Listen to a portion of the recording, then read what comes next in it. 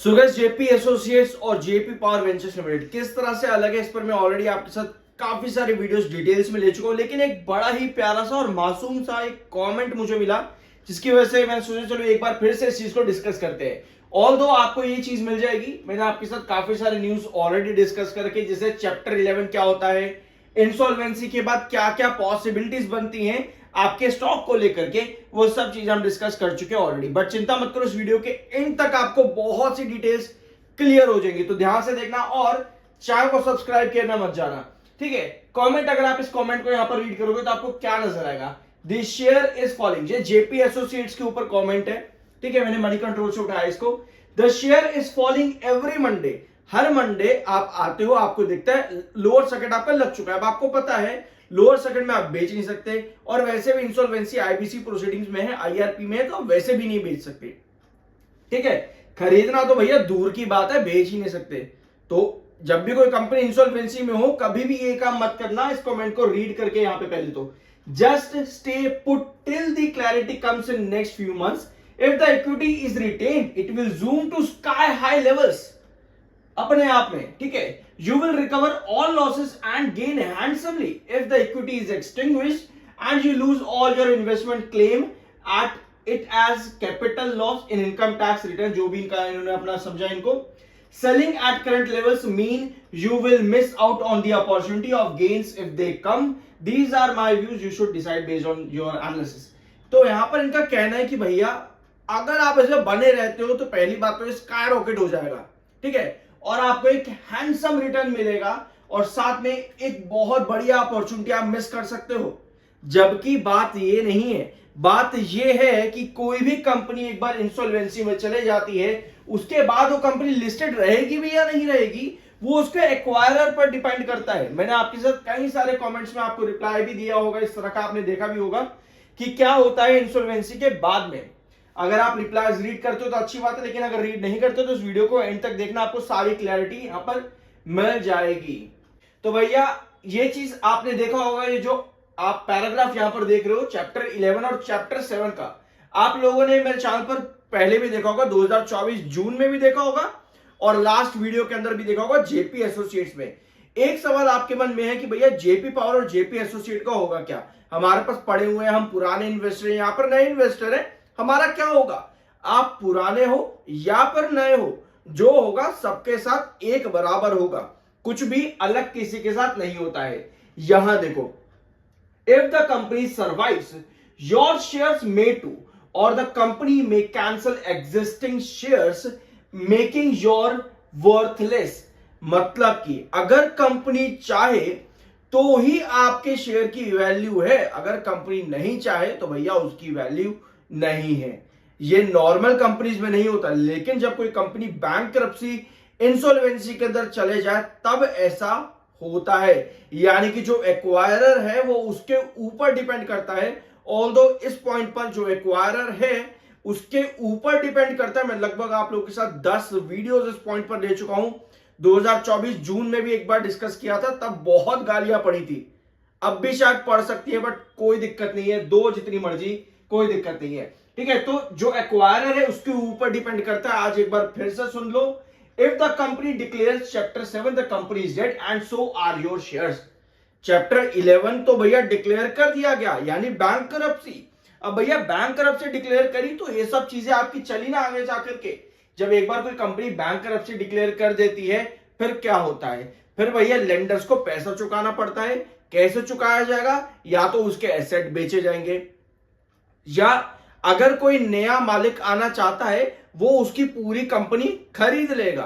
फिर चाहे उसको कुछ एसेट्स बेचने पड़े, जो पहले कंपनी के ओनर है वो कुछ एसेट बेच के जो बाकी कुछ बचा है वो नए एक्वायरर को दे दे, जैसा भी वेदांता, ठीक है, ये चल रहा है चीजें। तो चैप्टर 11 कंपनी ने फाइल कर दिया बैंकरप्सी को लेकर के। If the company survives your shares may too और the company may cancel existing shares.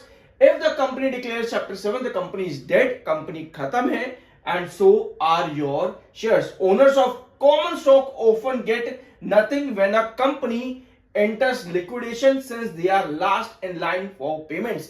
यानी कि एक शेयर होल्डर लास्ट होता है लाइन के अंदर जब बात आती है पेमेंट्स करने की, सबसे पहले आएंगे आपके लेंडर्स, उनको चुकाया जाएगा। और ये कुछ नई बात नहीं है। अगर आपको लग रहा है कि भैया ये कुछ नया हो रहा है, नया प्रोसेस है, नया प्रोसीजर है, नया कुछ भी नहीं है, तो आते हैं जो मैं आपके साथ डिस्कस कर रहा था 2024 के अंदर, जून के 2024 में जेपी पावर ने आपको एक क्लेरिफिकेशन दिया था। ठीक है, मैंने आपके साथ कई बार ये चीज डिस्कस करी कि जून के वीडियो 2024 में जाकर के चेकआउट करना, बट आप लोगों ने नहीं किया क्योंकि इन चीजों में टाइम लगता है। फिर चाहे हमारा कुछ भी नुकसान होता रहे, बट हम रिसर्च तो करेंगे नहीं। तो इसीलिए जून 2024 का 5 जून 2024 का मैं खुद ही आप लोगों के लिए वापस से ढूंढ करके लेकर के आ गया हूं, जो कंपनी ने क्लेरिफिकेशन दिया था 5 जून 2024 को। यहां पे आपको क्या देखने को मिल रहा है भैया, classification on corporate announcement dated 3 जून 2024। ठीक है, तो 3 जून को क्या हुआ था आपका बैंकरप्सी जेपी एसोसिएट्स का। ठीक है, अब 5 जून को कंपनी ने क्या दिया था 2024 में क्लेरिफिकेशन, जेपी पावर ने, ध्यान से सुनो इस चीज को, जेपी पावर ने क्लेरिफिकेशन दिया था 2024 जून 5 को। ठीक है, यहां आपको क्या नजर आएगा, ये 2 पैराग्राफ आप चाहो तो रीड करना, अगर चाहो तो पहला वाला भी रीड कर लेना। अब तो कर ही लो यार, एटलीस्ट अब तो कर लो, ताकि आप फिर से हिस्सा ना बन पाओ। अगर बन गए हो इन तरह की कंपनीज का, फिर से हिस्सा ना बन पाओ। अभी रिसेंटली एक कंपनी और डिलिस्ट हुई थी जिसके ऊपर इरेडा ने इंसॉल्वेंसी का प्रोसीडिंग डाला था। अगर आपको पता है कमेंट बॉक्स में कंपनी का नाम मेंशन करना। वो लगभग 1.5-2 महीने पहले मैंने आपके साथ वीडियो भी डिस्कस किया था कि थोड़ा दूर रहना भैया यहां से, इरेडा ने इस पर इंसॉल्वेंसी फाइल कर दिया, तो उसको भी जरूर चेकआउट कर लेना अगर नहीं किया है अभी तक। इसी वजह से कहते हैं भैया रिसर्च करो, अच्छा करो, वरना कुछ भी मत करो, एग्जिट ही रहो मार्केट से। हाउएवर जेपीवीएल यानी कि जय प्रकाश पावर वेंचर्स लिमिटेड, यहां क्लियरली मेंशन है। अब भी चाहो तो जूम करके देख लेना, वरना फिर कौन ही बताएगा। फिलहाल कोई बात नहीं। JPVL is a separate legal entity managed by a separate board of directors and team of executives। भैया अब तो देखो इस चीज को, यानी इतने लंबे टाइम से जो जून 2024 में ही कंपनी ने अपडेट दे रखी है, डिस्कस भी इस चैनल पर की गई थी कि दोनों अलग अलग एंटिटी है, फिर भी गालियां पड़ती रही इस चैनल को।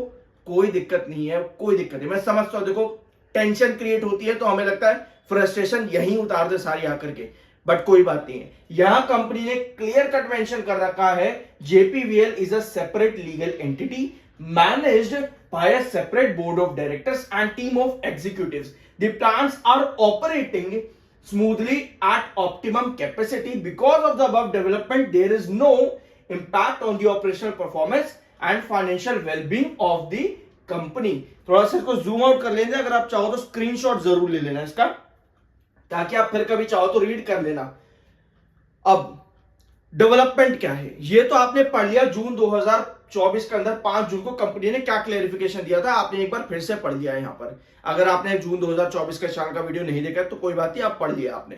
अब कहानी यहां पर आके कहां अटकती है, आपको पता चल गया दोनों सेपरेट लीगल एंटिटी हैं, दोनों का फाइनेंशियल और दोनों के मैनेजमेंट सब अलग अलग है।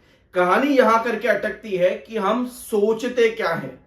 सोचने को तो क्या था, कमेंट में बहुत से आते थे, मैं कमेंट सारे आपकी रीड करता हूं, रिप्लाई भी करता हूं हमेशा, क्योंकि मैं नहीं चाहता कि किसी भी तरह का कोई भी मैनिपुलेशन दिमाग के अंदर किसी के भी चले।